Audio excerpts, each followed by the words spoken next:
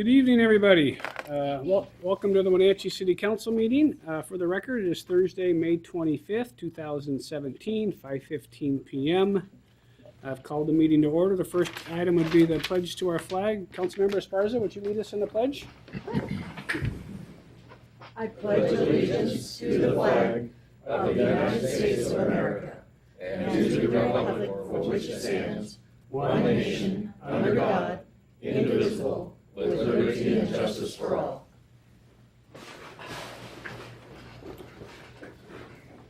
Thank you, Councilmember Esparza. Roll call tonight. We have all 7 council members with us this evening. On the consent items on tonight's agenda, if it meets with the council's approval, we'd like to switch items B and C around. It kind of flows better with what the business aspects of those 2 deals are. Your Honor, I make a motion that we adopt the consent items, including this evening's agenda, and switching the order of consideration for items 5, B, and C, such that C will be considered prior to B. And that would include the vouchers as presented to us in the minutes from our previous meetings. Second. Motion by Councilmember Kulas, second by Councilmember Bailey to adopt this evening's agenda, vouchers, and minutes from the previous meetings with the notation of switching items B and C in the action items. Any discussion from the council? Hearing none. All those in favor say aye. Aye. Opposed? Motion carries. Next item on our agenda this evening would be citizen comment. This would be a time where we would allow any member of the audience to come up and address the council on items that are not in this evening's agenda. We'd ask that you give 3 minutes and give your name and address for the record. So if anybody would like to address the council on any particular item that's not in today's agenda, we'd ask that you come up. I see kind of a hand raised in the back. Come on up, sir. Sit down, relax. Thank you for the opportunity to come in and speak to you guys. I have been... Your name and address? My name is Yes. Joe Marlowe. Okay. Address 1300 Kittitas Street, Wenatchee. Okay, thank you. Go ahead. It's been a concern for a number of years now. I've called this city's public officials for assistance in management of a neighborhood which I have lived in for 16 years. I have been told as recently as yesterday by the mayor's secretary that there is nothing out of order in my neighborhood. They've investigated, they have come to the conclusion that I'm blowing hot air. Okay, well, health department doesn't seem to think so. Police officers don't seem to think so. I have an illegal rental going in a single-family residential neighborhood. City codes state 10 trips to an address per day.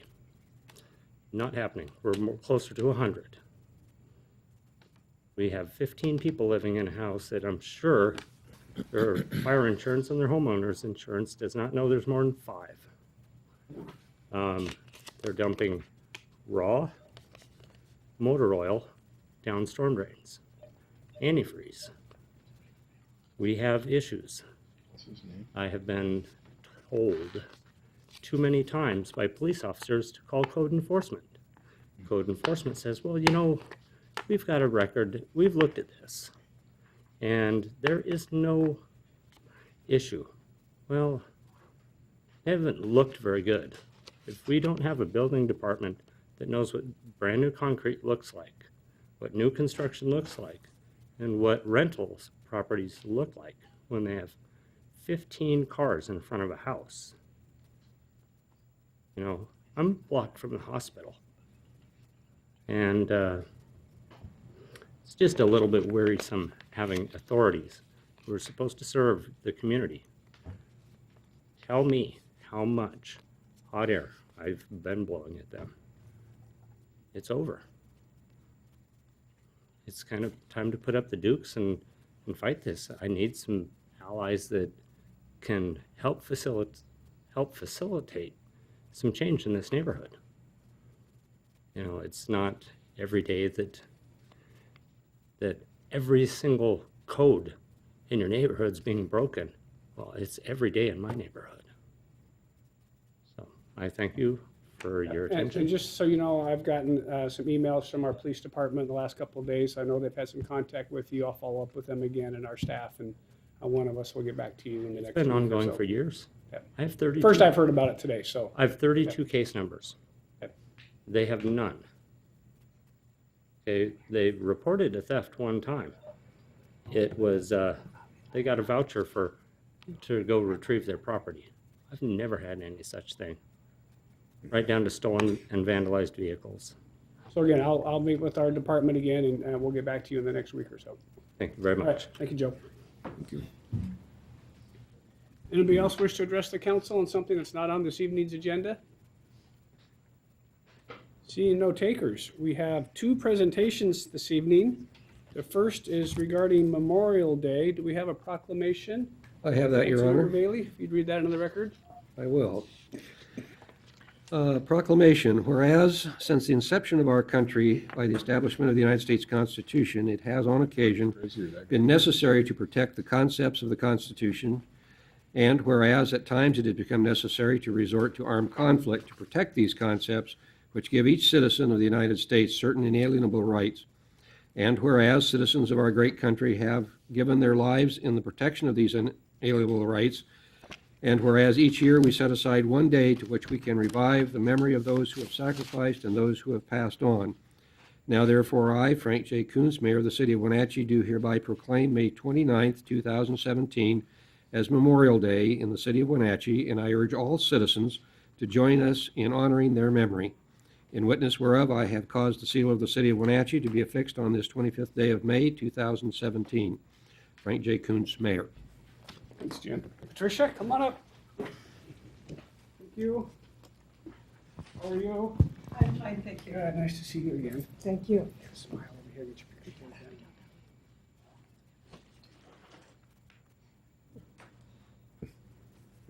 Good job on that. The microphone for you. Probably have one in my truck. I just. Want to say a few words? Thank you, Mayor Kuntz and council members. I'd like to invite First thing. everyone in the room and all your friends to participate in our Memorial Day ceremonies. The Patriotic Council has set up ones that Mayor Kuntz will be Yes. helping us out with the bridge ceremony at 10 o'clock. There will also be a small ceremony on the courthouse lawn by the memorial at 10 o'clock. And at 11 o'clock, we'll go out to the Wenatchee City Cemetery to where Mayor Kuntz will speak, and we will honor our fallen out there. So it's something that has been done for many, many years. So we invite you to attend again this year. Thank you. Thank you very much, Patricia, and thanks for all you do, and we'll see you on Monday at two spots. Great, thank you.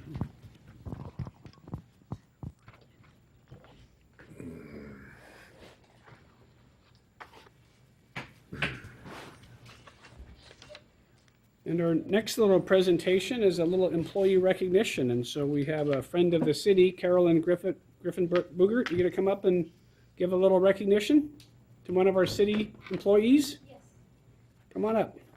I'm coming up here by myself Yes. without the city Well, employee. you can bring her up, or you can introduce her, or, come on up, Paula. Please. I thought it was gonna be a surprise, it could have been any one of a number of other city employees, so. Well, I was kind of sitting next to her. So my name is Carolyn Griffin Boogert, and I work at the Wenatchee School District. And I am in charge of the after-school programs at 6 schools in the Wenatchee School District, 4 elementary schools and 2 middle schools. And I've had the delight of having Paula Salter working with the after-school programs now. This is the 3rd year, or is it the fourth? Fourth year. Time They flies. fly by. They fly by.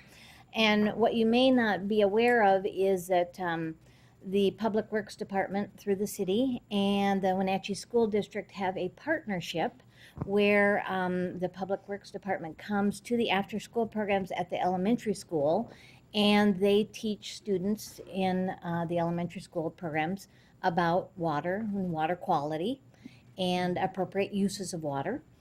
And Paula has been doing that with our after-school programs now. This is the 4th year.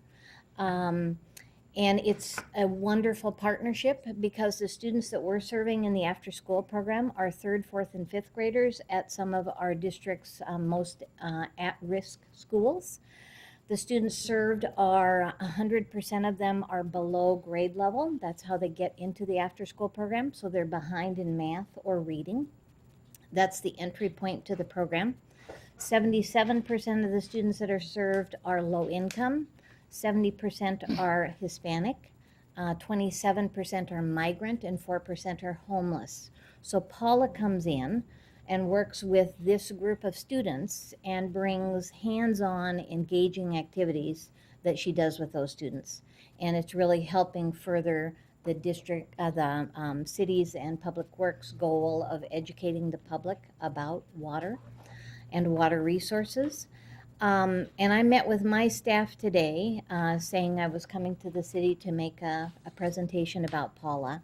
And it was pretty interesting to hear their comments about Paula's work in the schools, because we bring a lot of people into the schools. We bring community partners in. We pay people to teach after-school activities. And when I said I was coming here tonight to recognize Paula, my staff was effusive in their compliments about Paula's work. One of my staff at Mission View, he said his first day on the job at Mission View's after-school program, there were 80 kids there. It was Paula's first day there with him as a new staff. It was total pandemonium, and Paula handled it with absolutely calm and aplomb. So she is amazing at managing student behavior. She is engaging. She is positive. The kids absolutely love her. I cannot exclaim more highly about her, what she brings to our program. So I'm here to not only thank and recognize her for her wonderful skills, but also to thank the city for that partnership, because it is helping educate a part of our student population that really needs to be engaged with hands-on activities, and Paula brings real fun, gooey stuff to do, which is really educational. So I thank you for that, Paula. Thank you. Thank you, Paula. Thank you, Paula. So, as Carolyn said at the event on, was it Tuesday we had lunch? Yeah. Monday? Mhm. That her program doesn't even have enough money to have the same certificate for everybody. We have enough. We actually have a certificate for Paula. So congratulations, thank you. Carolyn, you're here. Didn't even know that was going. Oh, yeah, we have an MOU. That's cool. And Paula's an expert at slime. You know Yeah. what? Oh, yeah. I've heard. We have a couple recipes. The one that Paige uses is with shaving cream. So I think you have slime, but she's using a different color of slime. Paula, thanks again for Yeah. your help. And Carolyn, we love partnering with the school district every chance we get. Thank you.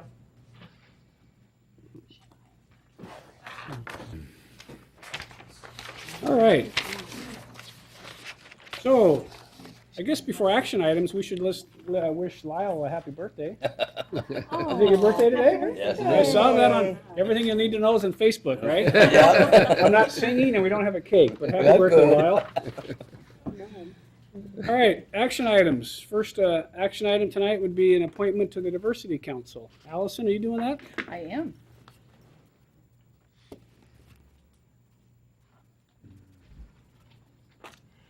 Good evening, Allison Williams, Executive Services Director. We had an a term come available on the Diversity Advisory Council, and received an application from Charity Bergman, who is new at the United Way. Wonderful addition to the council. She was interviewed at their last regular meeting on May 10th and recommended to fill the open term ending December 31st, 2018. So we would ask for your approval of Resolution 2017-32. All right, any discussion for Allison? If not, I'd entertain a motion. Your Honor, I move to adopt Resolution Number 2017-32, appointing a member, that being Charity Bergman, to the Diversity Advisory Committee to fill an open 3-year term. Second. Motion by Councilmember Harold, second by Councilmember Huffaker to adopt Resolution 2017-32, appointing Charity Bergman to the Diversity Advisory Committee. Any discussion? Hearing none. All those in favor say aye. Aye. Opposed? Motion carries. Thank you, Allison. Want me to- Next item, which would be item B, which will be item C in your packet, will be regarding purchase of real estate by the city of Wenatchee. So we've got both the twin Steves coming up, Steve King and Steve Smith, to present that for us this evening. Good evening, Mayor and Council. Steve King, Economic Development Director. Good evening, Steve Smith, City Attorney. I also want to, before we get started, I want to introduce in the audience Ben Fabian, who represents Northwest Wholesale. So he's here in case there's Ben. any questions after the presentation. This is a action item concerning the North Wenatchee Master Plan in the area out on North Wenatchee Avenue. We've been working on this for quite some time. Obviously, you can't, when you're You dealing know with. your thing is still on B? Your, the thing we're looking at. Oh, I'm still Loading getting it? it. Okay. Still coming up. Tim's getting it, Okay. I think. There we go. That's something he's trying to show us. Been working on this for quite some time. In real estate negotiations, it doesn't become public until you're ready to complete the enter into a contract. And so that's what we're here to go over tonight. We'll give a brief presentation and then go over the major deal points of the proposed transaction. So I need to do the slideshow from beginning. Okay. So again, this is in regards to the North Wenatchee area and as a result of the North Wenatchee Master Plan in the area that was impacted by the fires a couple years ago. There's the property. The property we're talking about tonight is Northwest Wholesale property, which is generally right in here between Holly Street, where Michelson Packaging is, and where the current Northwest Wholesale operations are. It's approximately 10 acres in aggregate. And as you'll recall, the North Wenatchee Plan has a considerable amount of transportation improvements that are needed. And the driving corridor is the McKittrick Street extension. Here's a picture of it looking out towards the river.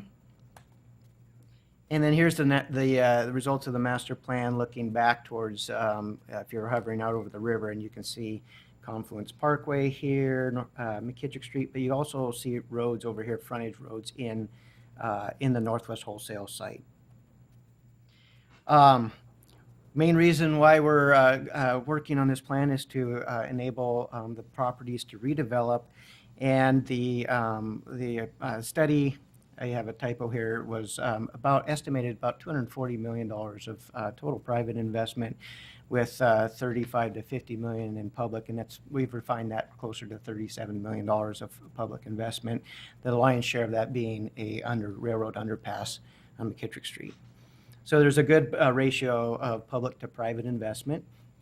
Much of this investment, again, is associated with transportation infrastructure. So here's an aerial photo of the Northwest Wholesale property, and I'll just describe it briefly to you. This is Smitty's right here. Here's Les Schwab. Here's Save Mart. Can you guys see the cursor? Is it? Yep, good. Here's the Northwest Wholesale office. This is where a couple of the buildings burned. Here's where another building burned. This building is still present. It's the warehouse for Northwest Wholesale. And then this area is Michelson Packaging, and they currently operate, if you've ever recycled, their recycle areas are in the back here. So this is the Northwest Wholesale site. And we are basically working through purchase of this site through 3 parcels, which are shown here. We're calling Parcel A, which is occupied by Michelson's. Parcel B, which is the middle section. And then Parcel C, which is the area in red, is a area that we're acquiring through a federal acquisition process for right-of-way for McKittrick Street. So we're not dealing with that area tonight. Parcel C would be a subsequent action. We're not allowed to pre-negotiate. We have to follow that process. So what we're talking about tonight is Parcel A and Parcel B. We are also talking about the private roads that exist within the area behind Smitty's and along Les Schwab, and that's also in consideration tonight. So again, why are we doing this? Mainly because of transportation infrastructure and facilitating redevelopment. Presently, we have a project in the dark blue there, which is called the McKittrick Street intersection, where we will build a four-way intersection there and do some frontage improvements on North Wenatchee Avenue. We also know that North Wenatchee Avenue have some upgrades coming in the area of around 2023. And those improvements on North Wenatchee Avenue will change how access happens in that business district. And one of the key components of this business district is it represents or it provides about 1/3 of the city's sales tax revenue, and of course is home to a lot of employees and businesses. And so part of this effort is to enhance the business district of North Wenatchee. In this purchase, we will be able to acquire a right-of-way for these roads. One would be the McKittrick Street extension all the way to the railroad tracks, and another one would be the frontage road or the road behind that basically provides access out to Hawley Street. So there's the primary purpose for these purchases. Now, in doing this, we're acquiring these entire parcels, so there'll be remnants left over, and we're doing that for efficiency standpoints of the right-of-way acquisition. The timing is appropriate given that Northwest Wholesale is relocating, and so we thought this would be a good opportunity. It would be very difficult to build these roads if you were in the middle of a business. In fact, you'd probably take the whole business through disruption, and so this is the opportune time to do this. So a couple of the bullet points, the key points are parcel A. The price for parcel A is $2.3 million, and that is offset by a simultaneous closing, which means Michelson Packaging will actually end up with that property. The city will not purchase it other than just to facilitate the completion of the purchase. So we'll own it for 30 seconds, so to speak, in a simultaneous closing. Michelson Packaging will then buy it from us for $2.3 million. So there's a net zero impact to the city. And what are we getting out of Michelson for just holding it for 30 seconds? We will get these right-of-ways right here. So we will retain a 30-foot easement for public access. And that's currently existing? There's not an easement there now. But there's a road through there now. Road is not Yeah, easement. it'll act as an alley, so to Okay, speak. there's no building that's on that 30 No. feet. Okay. And then we will also obtain an option to purchase in 15 years at fair market value an additional 30 feet. So we'd actually have a 60-foot right-of-way. That does get into a building, and so in order for Michelson to have some surety of their operations, they wanted a 15-year term where we would not execute that option. And that's probably pretty appropriate given our development planning and how long it takes to get things done. So we think that was a win-win. Okay, thank you. Parcel B, the price for that is $1.91 million, and that again is the middle parcel. After we have the roads installed or the right-of-ways established, there'll be remnant parcels that we'll be able to sell. So for example, Smitty's and Les Schwab will be able to have an option to purchase that property behind them and access that new road in the back, which will be extremely helpful especially after North Wenatchee Avenue improvements when we widen out. We actually already own right-of-way almost up to the front of the Smitty's building, for example. So there'll be a lot of impact into the parking that they're using on the city right-of-way, and this will give an opportunity for them to make their sites even more valuable and marketable and functional from a business operation standpoint. And then I had mentioned before, parcel C to the south is going through a federal right-of-way acquisition process, and we anticipate that'll happen this summer as well. The other point that we have is we have a lease back to Northwest Wholesale because they are currently in the process of rebuilding or building a new site. And part of the price negotiation was that they would get 12 months of lease back at no cost. And then they would have an option to lease back for another 12 months if they needed it at a price of $11,000 per month. So that's part of the deal as well. They don't anticipate needing to go that long, but it provides them a little comfort if their facility is not up and running in that time frame. I I already mentioned the option to purchase with the Michelson. And then as part of this deal, the parcel D, which is the roads right here that exist, would also, Northwest Wholesale would quit claim deed their interest in those roads. That private road was established as part of the plat in 1952 or 3. And so that would clean up that property. A lot of what we're doing by building these new roads and establishing parcel lines in logical locations for the redevelopment. This is basically recreating the network of properties and infrastructure. So this is a pretty beneficial project. In visiting with our surveyor who's worked in this area in a long time, he said, thank God this is going to get cleaned up with this effort.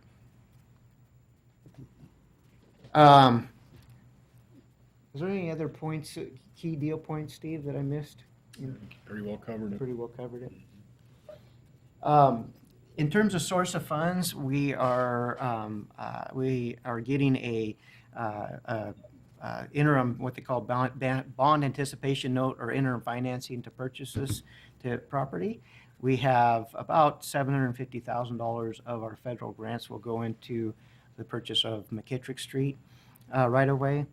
And then just on in terms of redevelopment and business activity, just on the Wenatchee Avenue side, we anticipate pretty easily getting to a $20 million gross retail sales, which would net about or yield about $150,000 a year to the city and the general fund through sales tax. And then also about $80 million of property tax increase. Right now, there is no sales tax collected or very little collected through Northwest Wholesale. And this would, these properties will, especially the DOT property, will most certainly be a retail type site. We have interested retailers in lodging for this site. And then we'll have a sale of remnant parcels, which is about estimated between $2 and $3 million. Our hope is to come out of this at a net zero cost to the city over a 5-year period. We'll have interest costs, we'll have some demolition costs, and some other roadway construction costs, utility costs. And so that's our goal, and we think that we can attain that goal through this set of pricing and what we've been able to negotiate. So we're waiting for closing on some boundary line adjustments for Mickelson Packaging and a few other sorts of things. Is that kind of the? So we would enter into this with your approval. We'll enter into this purchase and sale agreement probably within the next week. And that has a 90-day feasibility period. Within that 90 days, we have to complete a boundary line adjustment to make the parcels match what I showed you. And so, yeah. Yep. And just for the members of the audience, this has been discussed in executive session a time or two, so don't be surprised if the council do or don't have any comments. They've heard about this for quite some time, so. Council members, I'll turn it over to you for any comments you might have or discussion or emotion. I have a question for Ben. So the part of the negotiation was the 1 year for the lease payments. I just want to make sure you are protected also. Obviously, you know, you're going to be done building by hopefully within a year. That's your goal. Yes, that is our goal. Okay. It's Northwest Wholesale's goal to be done within a year, and they're pretty well teed up and ready to go to start construction. They just really need to complete this process so they know they can move on. So all the money will be there. And you're Baker Flats is where you're going? Or where I you? believe so, yeah. Oh, I'm okay. not handling that transaction, but Okay. it's, yeah, Baker All right. Flats. And then if it, some crazy reason went more than 24 months, if we're not using it, we'll figure something out for them. Mhm. The lease basically covers the cost of funds, so that's why we did it that way. So it Okay. wouldn't be, it'd be a net zero to the city. Yeah, I think the building's designed for Baker Flats. I think they're just waiting for a little bit of engineering. I'm not sure if that engineering part's got done, so I think they're probably gonna start construction. Councilmember Kulas may know more than we know, but I think they're gonna be starting, I think, fairly quickly. Yes. The intent is to start very quickly, yes. All right, any other discussions for Steve, or Ben? If not, I would entertain a motion for which is item C on your agenda, which is our item B. Your Honor, I make a motion for the city council to authorize the mayor to negotiate final details and enter into a purchase and sale agreement with Northwest Wholesale Second. and Michelson Packaging. So we got a motion by Councilmember Kulas and a second by Councilmember Poyer to authorize the mayor to negotiate the final details and enter a purchase and sale agreement with Northwest Wholesale and Michelson Packaging for properties on North Wenatchee Avenue. Discussion. Hearing none. All those in favor say aye. Aye. Opposed? Motion carries. I guess, Ben, one question for you. I take it the Northwest Wholesale Board has passed this already? Yes, Okay. they have agreed to it, yes. I think they approved the basic terms, but we've been working on the actual language of the document, so we don't Okay. have that back yet. Okay. But we're really close. Perfect. Well, Ben, thanks for all of your work, and I know it's been a long 6 months or 8 months or a year and a half, whatever it's been, but thanks for hanging in there with us. Well, thank you, I appreciate Yeah. it. Well, I think it's gonna be a really nice project for the city and for everybody, so. Great. Steve, you Oh. know, he really did a lot of hard work on this. I hate to give him credit for anything, but. All right, thanks, guys. Thank you. Thank you. So Steve and Steve, or just Steve staying for the curb Just- grant? Probably just this one, Steve. Come out of that. All right. Okay, you're out of this one. Okay, this item is requesting authorization or actually passing a resolution that would support a curb loan application. And, Ben did take off. Ben's representing Stamilk Growers, so he was, yeah, okay. He has been helping with this effort too, so we'll go ahead and go through this slideshow pretty quick. Similar discussion, McKittrick Street intersection. I'm going to run through the improvements that we anticipate. So we have the McKittrick Street intersection. We have a Public Works Trust Fund loan application in, and we're rated pretty high on the list. And so Can pending, you use your little cursor and Oh, yeah. show what that is? That Public Yeah. Works Trust Fund loan This will be is right handling here. that stretch right there. yeah, so basically it's taking Miller Street and realigning it to push it parallel to the tracks. And so that, we have a Public Works Trust Fund loan application. If the legislature approves that program, we'll have about $5 million in funding to do that road improvement and a whole lot of stormwater utility work. That's an area where we have rotten stormwater pipe, meaning that there's holes all through it. And we've had a few sinkholes out there, as you all probably remember, out in the area of Dell's Triangle. So, so we have that project, and then what we're applying for, what we'd like to apply for through CURB is this last piece, which would be a connection between McKittrick Street and that portion of realigned Miller Street. And there's two reasons why we're pursuing that now. One is we've already applied for a fast lane, a $28 million fast lane federal grant to build an underpass there. But those programs oftentimes take 2 or 3 applications to get funded. We don't know how long it'll take to get there. And really to facilitate development, provide surety, we want to establish the right-of-way and the street network. And so we're proposing to buy right-of-way and construct an at-grade intersection there. So here I'm going to show you a little different view of this, what I just showed you. So there's the McKittrick Street project that we just talked about with Northwest Wholesale. The application we're applying for is those black lines. It takes the right-of-way across the tracks, and it cuts out 80 feet of the existing building that's empty right now. Here you can see the fire damage. This lot has been leveled. These buildings have been leveled. So it takes out 80 feet of that building, happens to fall right on one of the truss lines, so it's a relatively straightforward building remodel. We would reestablish that wall. We have a committed private partner that we're working with that would occupy that building, which makes us very competitive in the CURB loan program. They call it Committed Private Partner Program, which basically gets us down to 20% match and some low interest rates.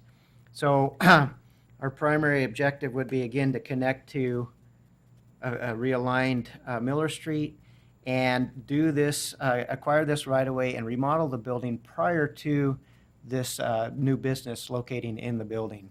It'd be pretty tough to come in after the fact and do a business impact, pay for business impacts, and disrupt their business. So that building needs remodel anyway. It seemed like a good opportunity. And so that does knock off a pretty big chunk of the building. This is what's left would be about 50,000 square feet of that warehouse. I have two questions, Sure. if you don't mind. So who's doing the remodeling to the building? Mm-hmm. And then what happens to the part of Miller Street where some businesses are accessed and So good question. First of all, who would do the remodel of the building? Most of the time, the way that would work is in your right-of-way acquisition, you'd establish a price for that building remodel, and you'd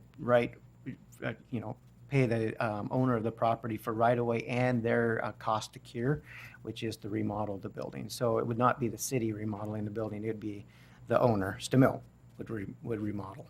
that we would be paying for that remodel? We'd be paying for it, yes.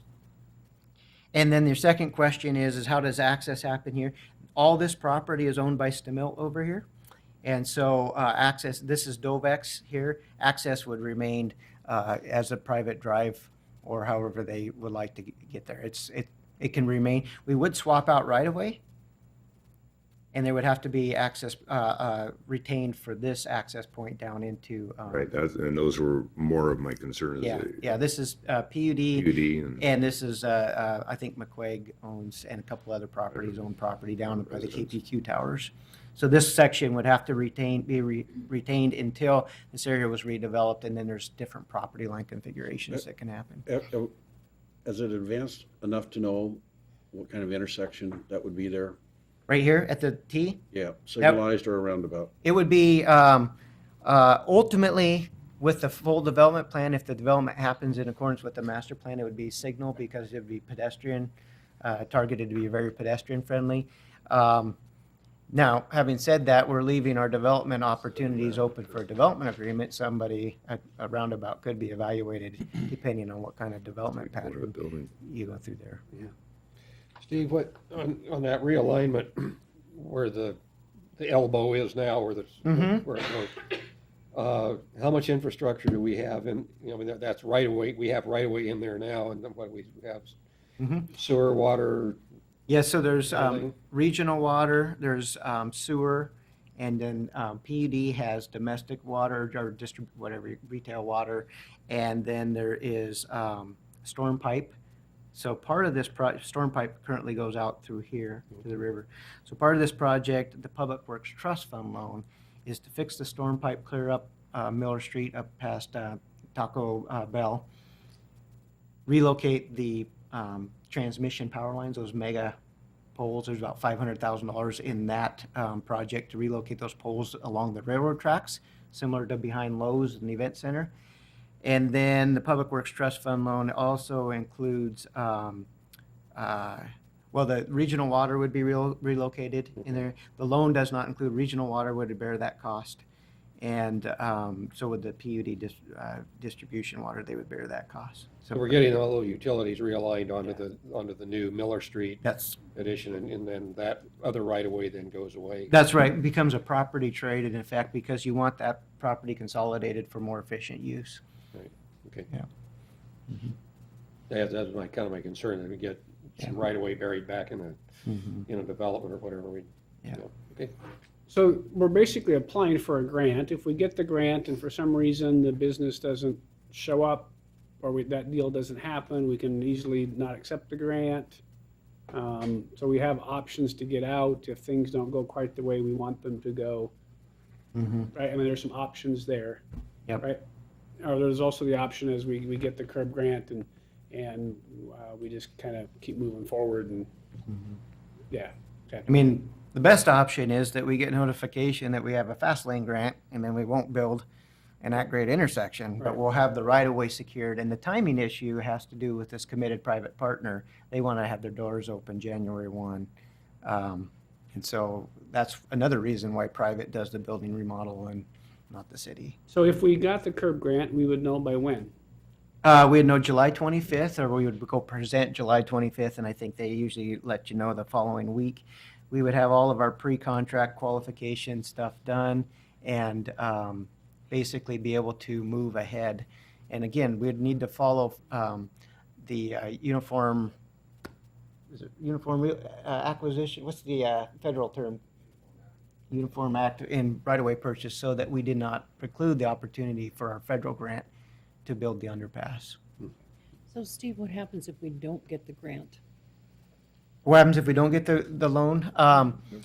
That's a question that that we had posed on whether or not the city would want to use some of our financing note to not build that grade crossing, but at least acquire right away and do the acquire the building to have it remodeled.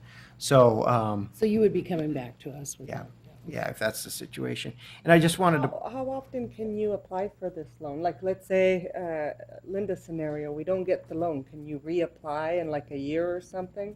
You can, but there's limited funds. The legislature allocates, I think this year it's going to be 5.5 million for the for this program, so it goes away really fast. So the CURB staff advised that there probably would not be a second chance. Yeah.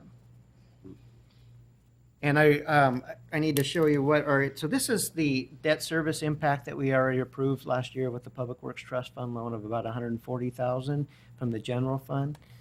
And this loan would have a match of $365, a principal amount of $1.46 million. Interest rates run from 1% to 3%, and worst case payment would be $116,000 a year. So really, we're looking at $250,000 a year of a debt service in a worst case scenario that we would have to pay with the general fund. From both projects. Yep, for both projects together. And that's why it's important to have the private investment ratios that we talked about earlier. Any preliminary numbers on what a remodel of that Stemelt building would be for the new business? Yes, the numbers I've heard so far, and I think these are way understated, is 5.4 million. There's some power work that needs to be done, $2 million worth of, are you talking about specifically for the road or the entire I'm project? talking about just about inside the building. Inside the building. $2 million of interior remodel that the property owner would do, and then another $2 million that the business would do. So $4 to $5 million. $4 to $5 million, yeah. Yeah. So that would be 40 or 50 grand in sales tax right there, which Right there, covers yep. part of your. Yeah. And the property tax would increase significantly in that area. The committed partner business would bring a lot of personal property in, which would drive the property tax up considerably. So you could be looking at $60,000 or $70,000. Mm-hmm. Yeah. Okay. Yeah. It'll be another fruit. All right. Any questions for Steve? If not, I would entertain a motion if we had one. Your Honor, I move to adopt resolution number 2017-33 in support of a committed partner application to Community Economic Revitalization Board for funding from the Department of Commerce to assist in the financing of constructing the McKittrick Street extension. Second. Motion by Councilmember Harold, second by Councilmember Esparza to adopt resolution 2017-33 supporting the CURB grant for the McKittrick Street extension. Discussion? Hearing none. All those in favor say aye. Aye. Opposed? Motion carries. Thank you. Good luck. Department I know 23. there's a lot going on out there. Isn't that the pork chop? Keep our fingers crossed. And Mitch, how are you, sir? Good, Mr. Mayor, how are you? Good. Council members, good evening. Mitch Reister, Utilities Manager. Discussing amendment to the Sewer Comprehensive Plan contract. I would make a note initially that on your agenda report, the fiscal impact statement, this actually was brought before the Finance Committee this afternoon and was approved by the Finance Too Committee. much fanfare by Councilmember Poyer, by the way. Indeed. It was an experience. So, quick summary, essentially the Pretty work excited. that's proceeded on modifications to the sewer comp plan, which will be in front of you June 8th for adoption. The changes that have been ongoing, 5 additional meetings with staff, iterations on the financial plan, the capital improvement plan, changing from a 20-year to a 30-year horizon and then back, looking at variations of the UGA. That all effectively costs an additional about $42,000. However, we are essentially done with the plan pending the adoption. And so this would bring the total contract amount up to $256,000 with Gray and Osborne, and is a second amendment to the contract. So that's the snapshot. Were there any specific questions? Yeah, I have a comment. Just I really appreciate, the report on why the amendments. Yeah, it's good to have. Yeah, absolutely. Thank you. yeah, we've been working really hard on trying to get the right mix of monthly rate increases and the system investment fee, and trying to make sure that we're trying to support development and doing as much as we can to lower those fees. And so we've been working with staff a lot, and we've had some really good internal discussions about the right way to do that. But every time you say, well, let's get the system investment fee as low as you can, you got to go back to the guy who's been on the phone a bunch of times and rerun all the numbers to make sure that the bonding folks will like us, right? And so it's been a little bit of this kind of working our way through, but staff tells me we will be voting on the sewer comp plan on June 8th, and so I'm excited that we're through that, and we spent a little more money than we wanted to, but I think we got the right set of answers. Yeah, investing in that now definitely save us down the road. It's very important. Absolutely. All right, I would entertain a motion if we had one. Your Honor, I move that the City Council approve Amendment Number 2 to the contract with Gray and Osborne, Inc. for Sewer Comprehensive Plan Update, project number 1608, and authorize the mayor's signature. Second. Motion by Councilmember Bailey, second by Councilmember Markart to approve Amendment 2 to the contract with Gray and Osborne for the Sewer Comprehensive Plan Update. Questions, comments, discussion? Hearing none. All those in favor say aye. Aye. Opposed? Motion carries. Thanks, Mitch. Thank you. You bet. So is this really a work session item or a public hearing item? Just small cell, okay? So we were gonna have a work session, which is a little bit informal, but I'll probably think it's formal because we're in our regular session to discuss where we're at with our small cell wireless facilities. So we got Glenn DeVries and John Ajax, who is a small cell wireless expert. He is looking for a new title. If he wasn't, he is now. He was marijuana expert earlier, but we've moved him over to small cell. Gotta work on cooler projects. Like motorcycles or something. So there is a presentation, and it's intended to be interactive, so please ask questions.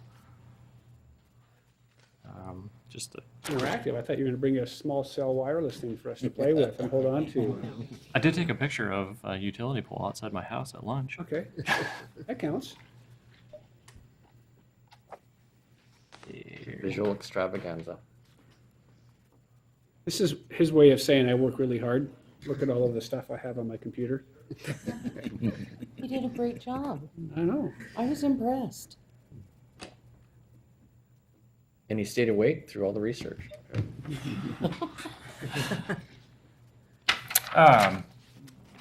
Just a quick question. Did everyone have a chance to look at the proposed code that was in there? Okay, so that's... And we stayed awake. Barely. Thank you. I'm seeing a lot of red, but So that code is essentially a framework, and through this presentation, I think Glenn and myself will be asking some additional questions of you in moving forward if we need to potentially look at some additional language. So jumping into it, there are a couple components to these small cell facilities, and this is just a quick little background on some vocabulary. So there's two types of facilities that you'll hear about. They're called DAS and small cells. The DAS are typically, they're smaller antennas. They're about the size of a Wi-Fi router. And those usually go inside buildings, so you can have cell service inside a building without loss of signal. And then the small cells, they're a little bit larger, and these are the facilities that basically are spread out throughout an area to work with a larger cell tower somewhere else. So they function the same way, but they basically just move the signal from the tower into areas that would typically be harder to serve because of line of sight, if there's a building in the way or some sort of landscape feature. This is just a quick example. So towers, the distance, you can see that the voice works really well. Data's a little bit of an issue, and that's a key point with these small cell facilities. They're really designed to increase the amount of data throughput. So as people are using their phones more for internet access, that's putting more pressure on the large towers. So what I've heard is that at some point in the future, the amount of data that people use on their phones is just increasing exponentially. People are using iPads. You're in a car using your phone looking for directions, that at some point that's going to overwhelm the tower. So that's sort of the need for these small cell facilities. So this is a picture of the current towers that serve Wenatchee. This might not be all of them. These are the ones that I could quickly find on the FCC site. Some of them are on top of buildings downtown. I think the hospital has some of these antennas. The Cascadian does. And then these are utility poles that are in the right of way. Clearly not to scale, but we have a lot of poles, and this doesn't include streetlights. So those will all be poles that potentially could have a small cell wireless device on them. Wow. they are. These are poles in the right of way. And it doesn't include streetlights or signal poles. In fact, these are actually PUD poles. So these aren't even our facilities. So these are examples of what they look like. I think this is probably the question that people most want to have answered. So this pole on the left, this is something that is state of the art. There's a wireless facility in there. This looks like a fancy street light. Obviously, this is something that's, being put in a downtown area, streetscape in mind. You couldn't even tell it's there, could you? No. Okay. And this is actually, not to get too nerdy on you, but this is actually made by a third party. This company actually makes facilities like this. This is a composite plastic pole that a company makes and then sells to Verizon or AT&T or someone. And obviously, they're probably on the upper end of expense. Oh, yeah, definitely. So this is another example. Not as impressed with that one. Exactly. The third one, this is the one I considered the ugly one. It's the same. These function the same. I don't really know what's going on in this picture. There might be multiple providers on one pole. Both of these images were obviously not permitted by the jurisdiction they went into. And then the fourth picture, this is actually from an application that was presented in Bellevue by So where is Verizon. that? I can't see on that one where it is. Is that top thing? It is, yeah. So these are the antenna, Got it. and this is the... Actually, that's just a wood pole with some stuff on top. Exactly. Got it, like a cap with some stuff. Okay, got it. Like a drum looking. Yeah. So these are some examples. You can look them up on Google. It's kind of hard to find recent ones. This is just a quick overview of an ugly small cell, the anatomy of it. They typically have an antenna on top, somewhere near the top of the pole. They have a computer that processes the signal. There's usually a disconnect switch for turning up the power. If something happens to the pole and you need to get there, you can turn it off. There's some other stuff on here that's unique to this technology for this example. And clearly this isn't put on here very well. It's an example of obviously an unsightly small cell. This is another example from Bellevue. This is same sort of deal on Verizon. There's some antennae up top, and this is the processor. They don't use backup power of any sort. And this is, in my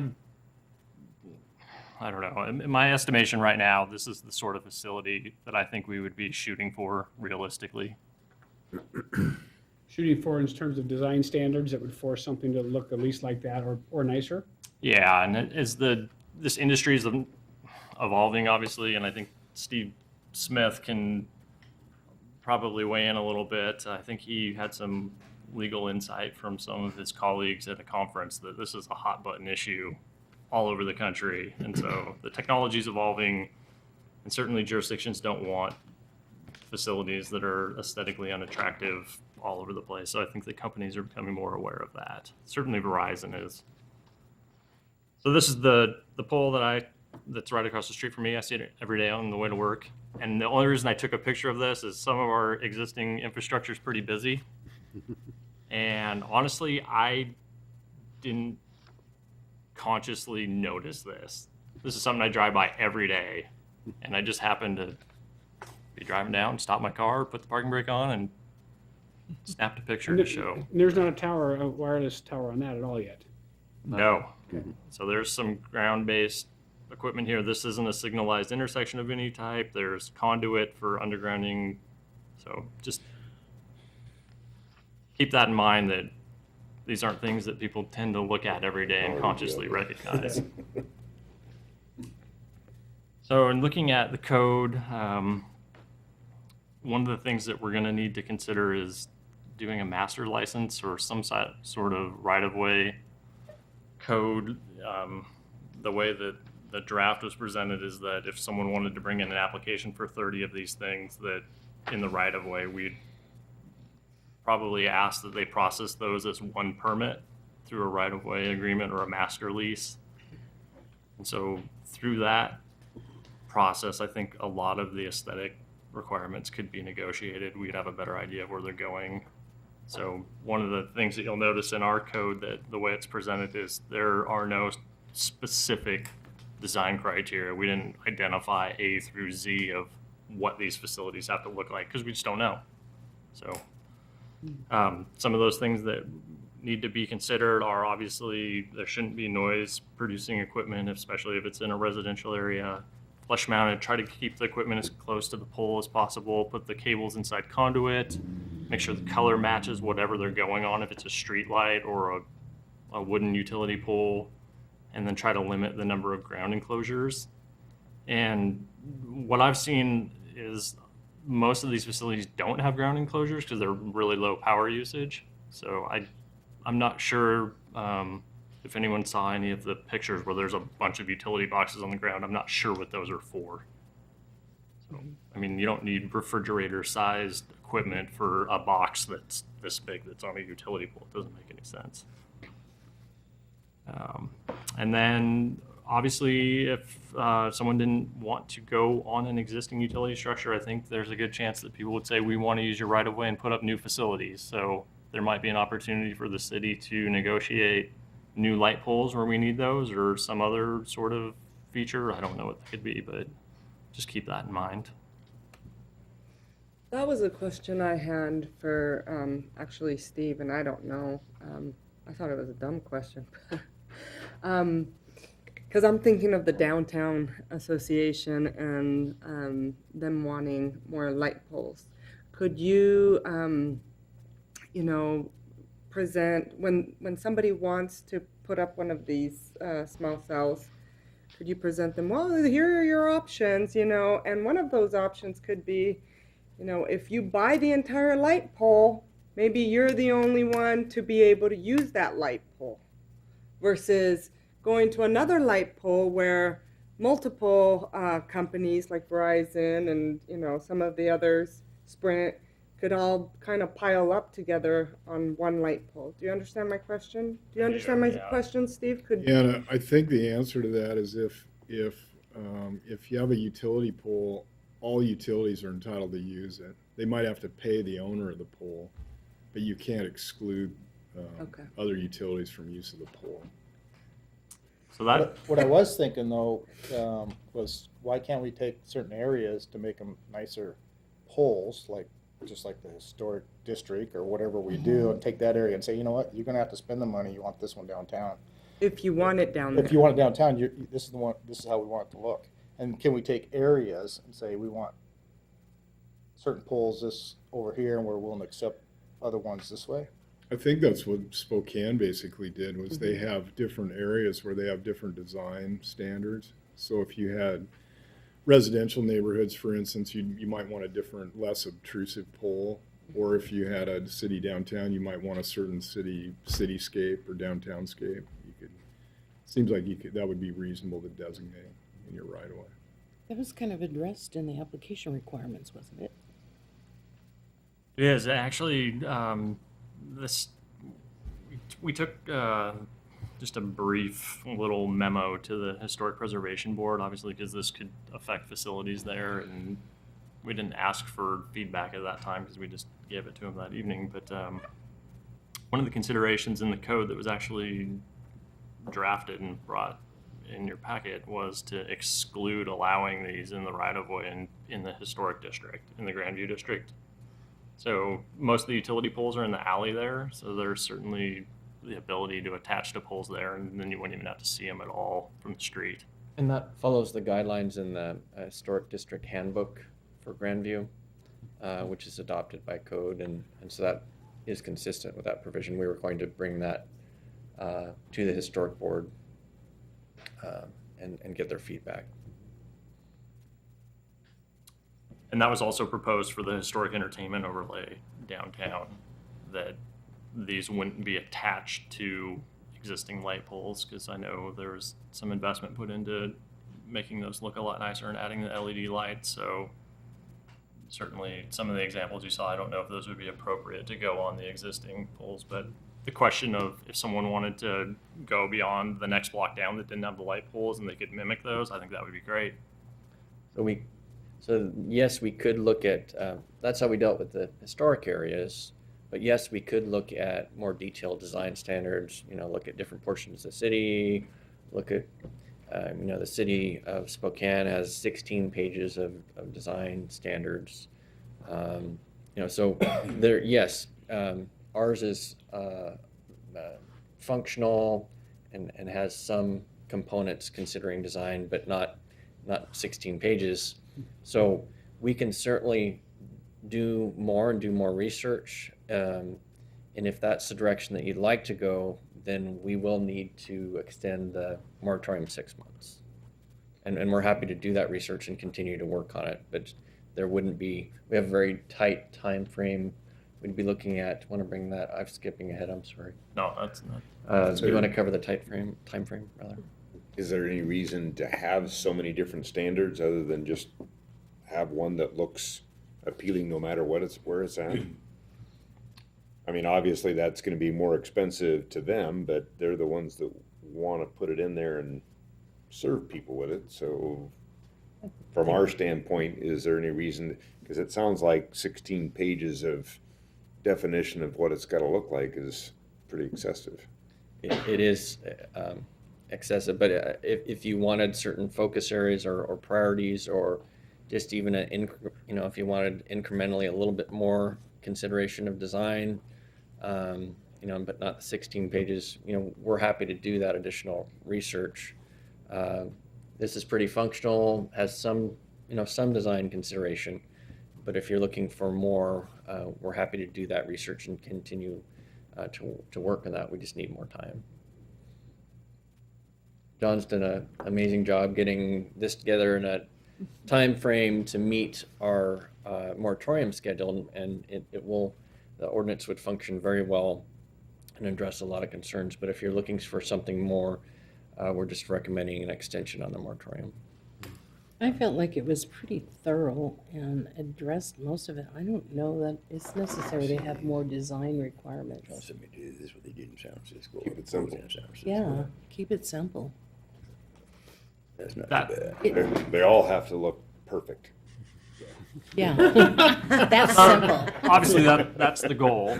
In getting there, I think there's a lot of different levels of regulation starting at the federal level as well as the state level, and it's really hard to navigate this, especially with the Chelan County PUD. There's some unique criteria that they have, aside from all the safety requirements they have. But I think they're also looking at this process right now. And so clearly the way this code is written right now, I think the idea was, hey, you can do a permit through the city, but if you're putting them on existing poles and you're not modifying the pole, making it taller, go talk to the PUD and leave us out of it. You know, make sure they look good, but deal with the PUD because they're going to be a lot more stringent. But that's probably a little wishful thinking at this point. So I think there probably does need to be a little bit more review and certainly some consideration into what a negotiation for the right-of-way use would be if they want new facilities. And that is not included in this code as written. So day one, we adopt the code the way you've drafted it. Within a week, are we gonna have 30 applications for these wireless towers showing up? That would be my fear. That look like. No, that's a very legitimate question. And, Yeah. and that look like the bad and the ugly example. Yep. And so that's a great point. I think, Now, two of those would be eliminated outright because if you see the two center ones, they're not flush. So those couldn't Right, couldn't so have happened. this is crafted to align more with the One the of the far cap right. and the girdle, if you will, style. The left and the right. Correct. Well, yeah, I so mean, it goes. certainly we want this. I mean, that hands down, that's easy. Well, look, you know, yeah, and I understand the far left picture. We might actually get one of those, unlikely. But I'm guessing what we're shooting more for is the less obtrusive on the right, and certainly not anything in the center. So let me just play devil's advocate for a minute. PUD decides to play hardball, just because they do sometimes. And they're in the fiber game, right? And this absolutely totally competes with fiber, right? This is going head to head with me being on the internet in this room right now, right? Because I can go to my iPad and catch one of these small wireless. So the power pole on the right is a power pole owned by the PUD, right? So they say no. So the only other place that these guys can go are going to be our street lights. So barring something that looks on the left, what's the other option for street lights? Well, I think some jurisdictions have gone to, here's our pole standard. And if you want to do that, you get to buy us a new pole. Okay. Yeah, so that gets back to the So that we right-of-way keep the issue. continuity of not only the design style, but for our crews that have to work on them, keeps them the same. Right. But I guess And that's, jurisdictions do that all over the place. If only we had a design style. Well, we do. We have a standard, right, for street luminaires? Yeah. but I guess that's kind of where my question came from is like, let's say somebody, Verizon buys a new pole, then isn't there something that could stop Sprint from coming in and attaching to that pole since Verizon already bought it? I don't think so. No. Yeah, so They're- where's they're- the, it's our pole. They're putting it in, but we still control it when they're But done. We yet just- the design standard still applies. We Yeah. can't preclude access, but our design standard would still apply. There might be a practical application where you can only get so many of these on one pole. How many of these things can you put on one pole? Yeah, this is where the complication starts coming in really quick. So if we own the pole, we have control of it. Right. If someone says we want to put a light pole in your right of way that's private, then that's when things get a little odd. And as Steve was saying, there's a federal pole attachment requirement that if it's a privately owned pole, and again, I'm not an attorney, I might be interpreting this stuff wrong. It's very complicated.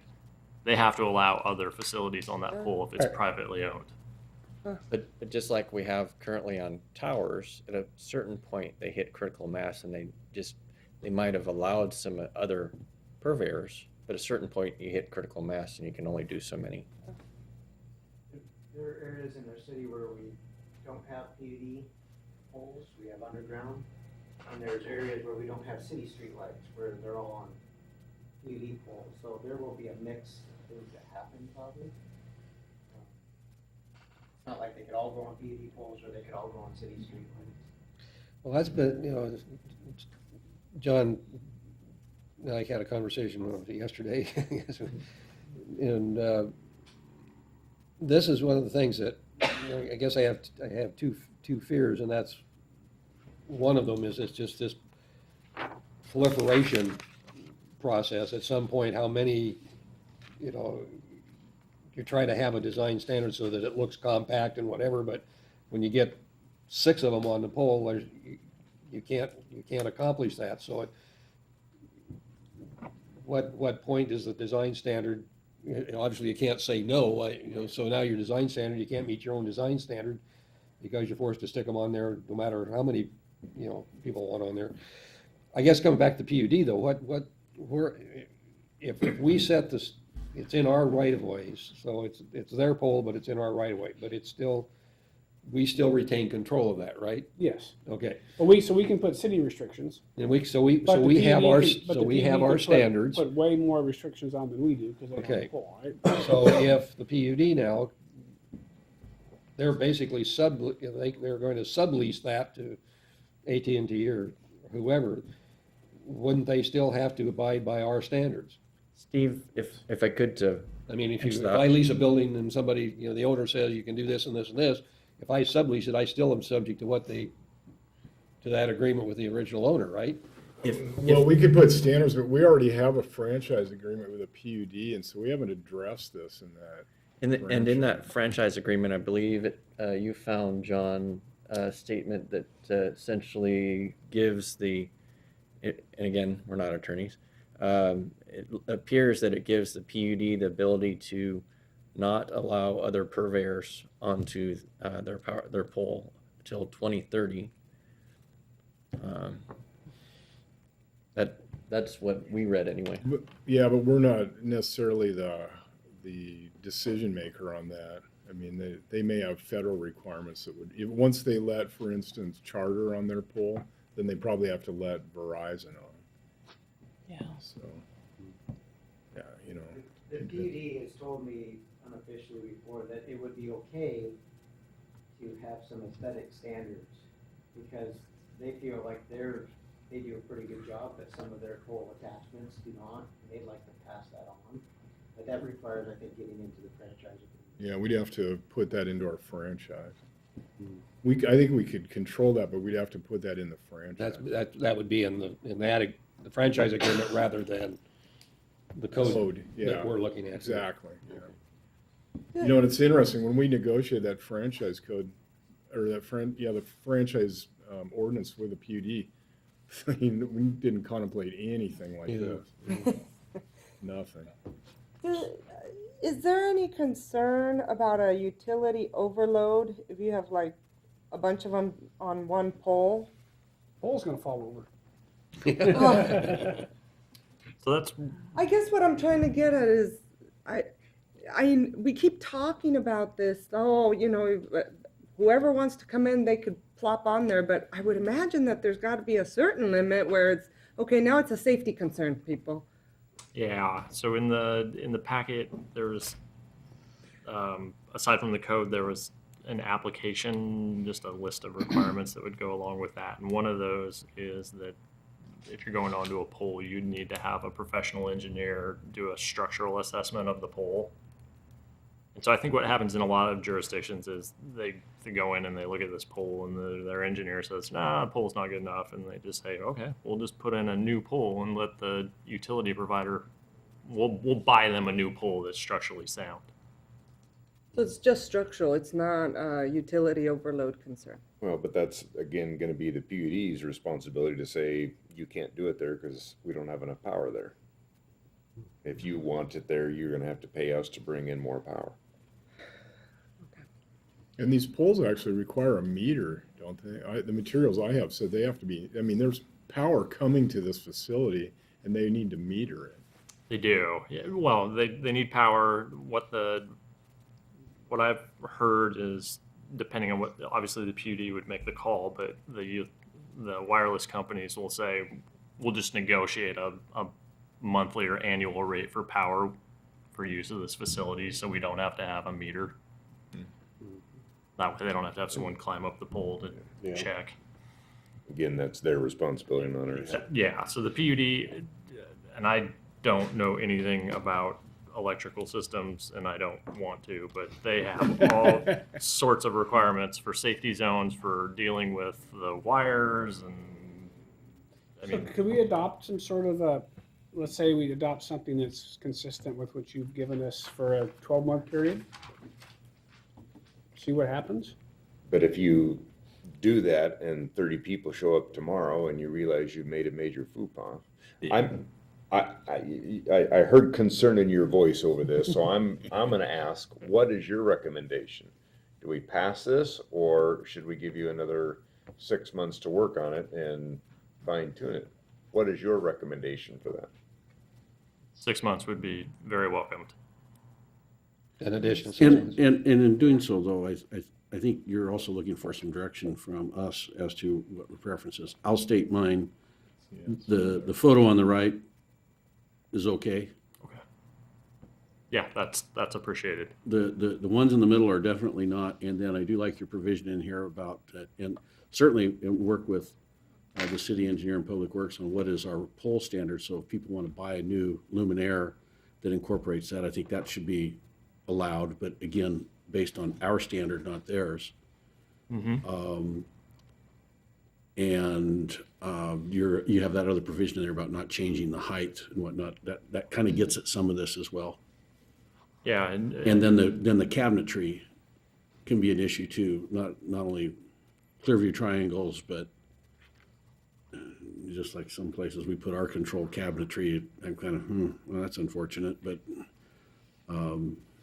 yeah. Well, thank you. You should know too that there's been an effort in the state legislature to preempt local jurisdictions' ability to regulate this. Really? And it's not just in our state. These big companies, Verizon, Mobility, et cetera, are attacking this on a nationwide basis. Yeah. And I think there's like 39 states or something that are considering this preemption type legislation. And in Washington, so the first round got rejected, but I think it got restarted. No, it got rejected in the regular session, and day one of the special session, it got brought back up again, right? Yeah, so that could The lobby is happen. working really hard to preempt our ability to do this. Yeah. And I don't know if we rush to the altar, so to speak, whether we somehow have preemptive rights over that. I'm guessing we wouldn't. I don't think it makes, if they pass that law, we're gonna be preempted. It'll Yeah. just be over. There's other jurisdictions working on this hard too. There's a consortium over on the west side that we contacted actually just to see if we could get into it and get the benefit of it. So I think one of the benefits of waiting too is to see what these other jurisdictions come up with. So all around the state, they're working on trying to come up with a solution to this. So my thought is let's see how that goes. Let's get as much information as we can. So we're sounding like another 6-month moratorium. You've got some ideas on design stuff. You'll look at the Spokane model. We'll do a public hearing to extend the moratorium if there's, and then we'll hear from you a month or two after that. That kind of a Sounds thought? great. Perfect. What's the earliest, the state or whatever can just say it's a free-for-all? Preempt us. Well, if they passed a law, they could make it effective July. The only reason I'm asking that, because then all of a sudden it makes me go back to, maybe we should take the right or the left, because then these people come in, now at least we have a bunch up. They're going to that- preempt it. if they If they preempt it, we're out. If they preempt Yeah, us, we we're can't out. do anything. Well, didn't the people already bring them in? If they already brought them in, the one on the right or the left, they're not gonna. Yeah, they won't bring them in that time frame. They'll I see just- what you're saying. We won't. adopt a We strict adopt code. it. They come in and put in nice street lights Or whatever, for yeah, 2 years, and the state preempts, but we've already got them in. right, Yeah, but, no, I don't know. It's gonna take us a while to get to that code. We may be adopting that in 4 or 5 months. Meanwhile, we have a moratorium in place, so there's nothing happening, yeah. right? So Crazy things happen, but it's unlikely that it would be a total, if something is adopted, it'd be total preemption. There would probably still be allowances for certain, that they have to allow for respective franchise agreements and, I mean, they don't have to, but You would hope. if they don't, it's gonna go to a court challenge. The PUD has a moratorium right now, don't they, John? Didn't they say for a year they're not going to consider anything on their polls? I think what I've heard from them is they're not prepared for this. They need to have standards, and they don't have them right now, and they want to take the time necessary to make sure that their facilities are protected. Well, kind of back to my earlier question, I guess the concern with this whole PUD thing is that we end up with two different sets of rules, and they can do this with us, or they can't do this, and then they can do something else different with the PUD, and so We should be talking.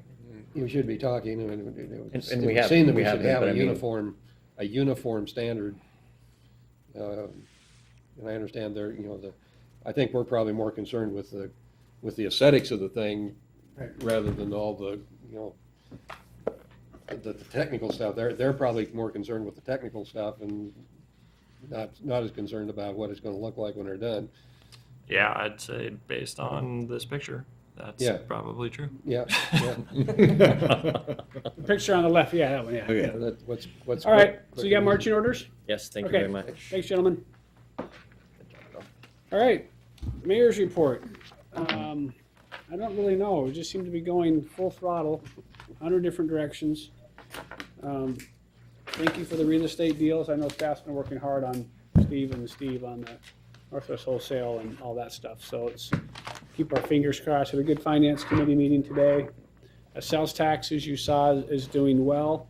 Yep, As Brad explained to me, though, when you're comparing this March to last March didn't have Old Station in it, right? So don't look at the 15 or 16% increase and go, ooh, more like a 6%, because we budgeted now for a full year of it. So still good, don't get me wrong, but still in positive territory. yeah, still in positive territory after a fairly aggressive budget last year in terms of getting the sales tax number up there pretty high. So Allison, help me out. I'm kind of It's been crazy. yeah, not on my A game.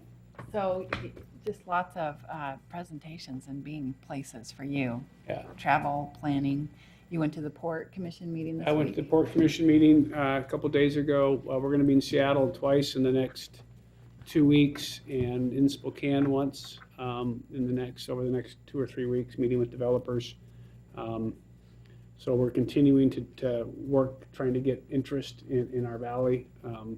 Pretty exciting stuff. I know Steve was in a meeting. I'll have to get a little bit of recap of how the afternoon meeting went with the proposed new business maybe coming to town.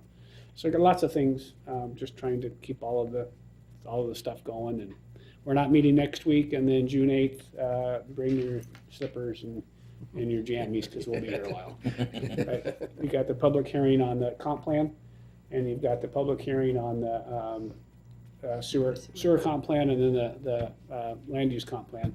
So I did ask Glenn after our comments last week for the land use stuff to bring you stuff on the, I'll call it the Philippine noise, kind of the residential low to residential medium. Is that the right one? Or medium to, yeah. Bring that both ways to look at it, and bring this old station both ways. The way the Planning Commission said, which is leave it industrial, versus what staff recommended, which was North Wenatchee Business District.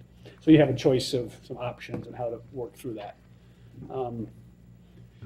And then you'll have the sewer and other stuff that meeting as well. So both those public hearings, I think, will last a while. I would guess the land use one probably longer than the sewer comp plan one, just a guess. Anything else? Council members? I hope George doesn't show up, June. George is here. Not next time. I know I'm gonna be seeing the kids, but plenty of people from Elmwood Street to see you. Okay. I think we're doing them good, aren't we? Right now, they're happy enough to where I've actually got 10 people already talking to contractors for fees to what it's gonna cost to hook up. So Good. originally, about a year ago, I'm sure it's gonna be a lot better if this goes through. Yes, it's gonna be way better when this goes through. There'll be a number of people in our subdivision. Right. Connecting quicker than. Good, They're telling me. that's what we want. We appreciate it too. Yeah, so invite any of your friends that want to support the comp plan. Guessing you're looking at about 14 people now. Okay. And they all don't have to show up. They can just sign a little thing saying, hey, we think that the comp plan is the bomb. I've already told them how to get in touch with you. Excellent. Perfect. Call them at home. No, we're appreciative, just Okay. to let you know that, Good. I mean, a year ago, we started with the annexation, Gary's been good. company's been out talking to us, so it's, Good. No, thank you. we're happy with what you're trying to do. It's a year longer than we thought, but as long as we get there. Well, sounds like by the end of summer, we may have sewer, so Perfect. we're happy. Good. Thank you. Yep. Well, thank you, George, for spearheading that. Yes, sir. So I have a new interlocal agreement that I already talked to Allison about a little bit. I'm gonna give you a copy of it Okay. for solid waste. Okay. It's just an update of the population numbers. Okay. So, but I also thought it would be good to have Brenda come one of these days and just give everybody an update on Okay. solid waste and what they're doing and everything else, so. And we're We can pretty, find a work session date Yeah. sometime in there that would work. and I need to tell you guys that the quality of the new hires of people we're getting is off the charts. So we've got, we just hired a guy from Waste Management, their director here, now works for us, working for Matt. And he'll be really heavily involved in all of the waste stuff from our side. He's the new business manager for our Public Works Department, by the name of Aaron Kelly, great guy. We are really just knocking it out of the park on our hiring processes and the people we're getting. It's pretty cool. That's We great. got some real skilled folks. I always tell hire smarter than you are, right? So these guys are doing that, so. And off the record, since our newspaper guy's not here, we have an offer out on a police officer that might be really cool, so. Still here. He is here, yeah. I know. He's quiet, though. He's It's quiet. Just seeing if he was awake. Yeah. Yeah. Still recording. Yeah, we're still recording. I know. Yeah, Won't be on for a while. All right, anything else for good of the order? All right, we're adjourned. Thank